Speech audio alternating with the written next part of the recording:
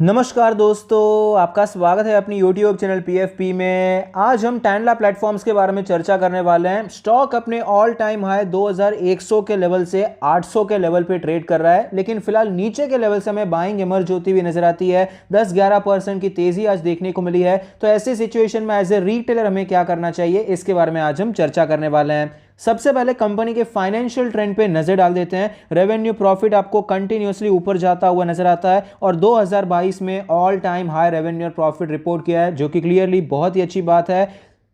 Return ratios के बारे में बात करें तो ROE 40% है, ROC 48% है, ROA 22% है। रिटर्न रेशियोज आपको बहुत ही अच्छे नजर आते हैं और पिछले साल के मुकाबले आपको थोड़ा बहुत इंप्रूवमेंट भी नजर आता है। लेवरेज रेशियो के बारे में बात करें, डेट टू इक्विटी 0 है, कंपनी पे कोई कर्जा नहीं है। इंटरेस्ट कवरेज रेशियो आप देख सकते हैं 500 प्लस दिखाई पड़ता है। तो क्लियरली रेशियोज में कोई भी खराबी नहीं है, चाहे वो लेवरेज रेशियो हो या फिर रिटर्न रेशियोज हो। शेयर होल्डिंग पैटर्न के बारे में बात करें, टोटल प्रमोटर होल्डिंग है 43.74%, जिसमें से कुछ भी प्लेज नहीं है। म्यूचुअल फंड अदर डीआईएस तो है ही नहीं।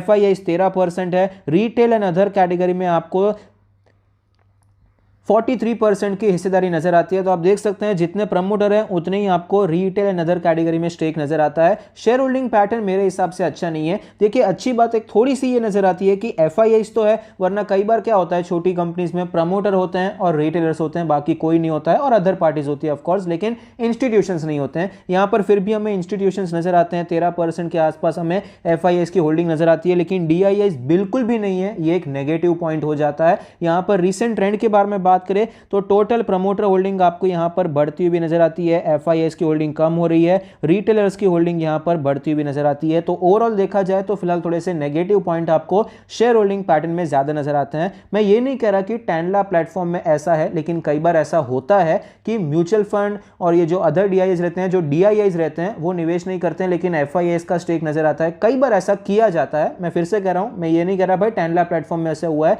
लेकिन कई बार प्रमोटर वाया अपना ही फंड बेनामी कंपनी से निवेश करते हैं, एज अ FII निवेश करते हैं। ऐसा कई बार होता है, स्पेशली छोटी कंपनीज में यहां पर हो जाता है। तो ध्यान रखना पड़ता है। DIIs की होल्डिंग रहती है तो ये एक अच्छी बात मानी जाती है। वैल्यूएशन के बारे में बात करें, 22 का P रेशियो है, जो कि हिस्टोरिकली एवरेज साइड पे है। प्राइस टू बुक रेशियो 8 है, जो कि हिस्टोरिकली एवरेज साइड पे है। सेक्टर के मुकाबले सस्ता ही नजर आता है। तो वैल्यूएशन कोई प्रॉब्लम नहीं है, वैल्यूएशन आपको डिसेंट ही नजर आता है।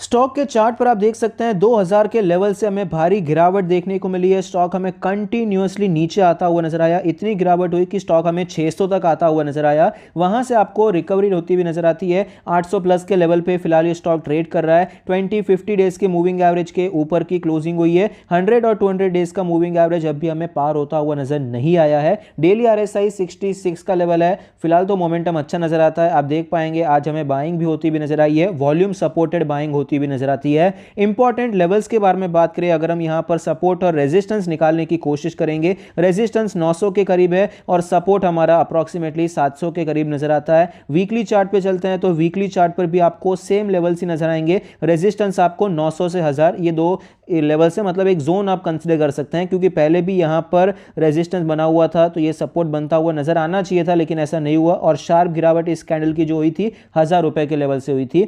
मंथली चार्ट पे चलते हैं। मंथली चार्ट पे अगर हम लेवल्स निकालने की कोशिश करेंगे तो हमारा रेजिस्टेंस एकदम एग्जैक्ट 1000 रुपए का लेवल हो जाता है और सपोर्ट के बारे में बात करें तो 600 के करीब हो जाता है। ये जो कैंडल है इसके अंदर ही आपको आगे की 4 कैंडल बनती हुई नजर आई है। इतना बड़ा मोमेंटम यहां पर होता हुआ नजर आया। 40% की गिरावट हुई थी। 1000 के लेवल से 600 तक आ गया था एक ही महीने में। अभी उसके बाद 4 महीने हो चुके हैं, इनसाइड कैंडल ही बन रही है। तो इसका जो हाई है, इसका जो लो है, इंपॉर्टेंट हो जाता है। इसके ऊपर निकलता है तो हम थोड़ा पॉजिटिव मान सकते हैं, इसके नीचे जाता है तो हम यहां पर और भी ज्यादा नेगेटिव मान सकते हैं, क्योंकि एक अभी जो ट्रेंड चल रहा है वो तो नेगेटिव ही चल रहा है। तो अब ऐसी सिचुएशन में करना क्या चाहिए? अगर आप एक नजर चार्ट में मारेंगे तो आपको मंथली चार्ट से तो यही पता चलता है स्टॉक वीक है, उसमें कोई डाउट नहीं है। भले ही स्टॉक में आपको 2020 के बाद बहुत ही अच्छी रैली देखने को मिली, स्टॉक ने बहुत अच्छा परफॉर्म किया, लेकिन ये जो गिरावट हुई है यहां पर सपोर्ट लेना चाहिए था। अगर ये स्टॉक अच्छा होता, यहां से सपोर्ट लेकर चला जाता, मतलब स्टॉक अच्छा होता, सिचुएशन अच्छी रहती, जो भी है, यहाँ से ऊपर निकल जाना चाहिए था, लेकिन आपको ये कंटिन्यूसली नीचे आता हुआ नजर आया। ये लेवल टूट गया है, ये लेवल भी 750 का जो ये लोअर एंड था वो भी आपको इनफैक्ट टूटता हुआ नजर आया। तो क्लियरली अच्छी बात नहीं है। अभी तक मंथली चार्ट पे ये क्लियरली बहुत ही ज़्यादा वीक है। अगर ये रिकवरी होती भी है तो यहाँ से वापस नीचे जाने के चांसेस हैं जब तक ये 1000 रुपये के लेवल के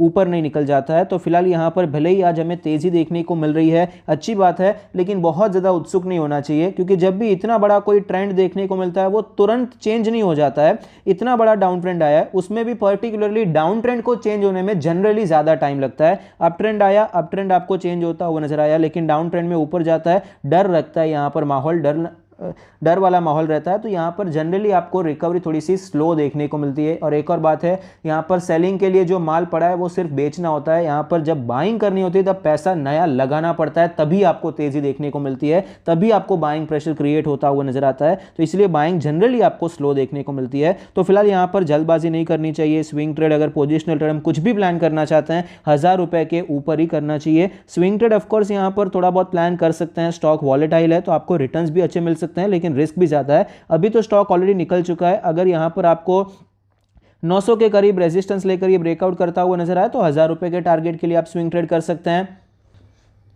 या फिर स्टॉक में गिरावट देखने को मिले, ये सारे लेवल्स पे आ जाता है तो फिर से अटेम्प्ट करने के बारे में सोचा जा सकता है। लेकिन मैं पर्सनली ऐसे स्टॉक में काम करना प्रेफर नहीं करूंगा जहां पर लिक्विडिटी थोड़ी कम रहती है।